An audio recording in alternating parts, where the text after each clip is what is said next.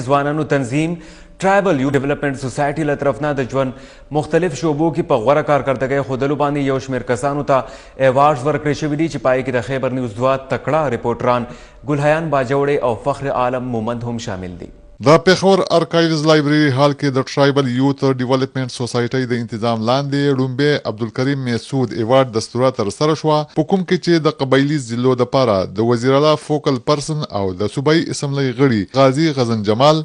ام پی ویلسن وزیر سابق ام ان اے جی جمال او ځینې نورو قبایلي سیاسي او سماجي مشرانو طالبانو او د ژوند مختلفو طبقو سره تعلق لرونکو خلکو شرکت وکړو. په دې موقع د سوري ته خپل وینا کې تقریر کوونکو ویل چې ارواخات کریم میسود د ایډوکیټر نه یوازې نوموړی قانوندانو بلکې د ټولو قبایلو او په خاص توګه د طالبانو حقونو لپاره ډیر کوششونه کړي کوم چې به همیشه یاد ساتل شي. کریم میسود زموږ یو عظیم لیډر و، دغه د سټوډنټس او د یوث لپاره دغه قربانیانې هغه کا ډبل کوټه سیستم او کا سکالرشپ او کا ایډمیشن هغه په هر باغ دوړ کې د سټوډنټس او د یوث او د قبایلی ځوانانو سره په هر پلیټ فارم موجود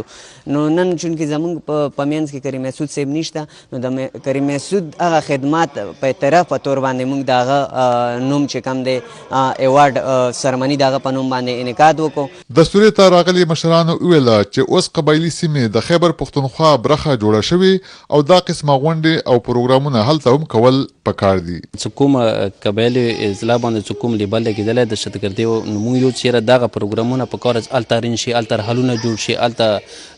یونیورسيټي جوړ شي، الته کالج جوړ شي، الته څنګه د نور سیټل کې څنګه ری کې خلکو ته فیسیلیټي په کار څخه قبایل ته پرانه ورکړل شي. په دې موقع د ټرایبل یوث ډیولپمنٹ سوسایټي لخوا په مختلفو شوبو کې په غوره کارکردګۍ ښودلو یو شمېر کسانو ته ایوارډونه هم ورکړل شو او د هغوی ستاینه او ډاډګیرنه وکړل شوه. دستوره کې تقریر کوونکو د ټولو پوښتنو او په خاص توګه د قبایلی سیمو او قبایلو فریاد د حکمرانانو او نورې نړۍ ته رسولو باندې د خیبر ټي وي ستاینه وکړې شوه او د خیبر نیوز 2 قبایلی ریپورټرانو ته ایوارډونه هم ورکړل شو. کیمرامین محمد اسف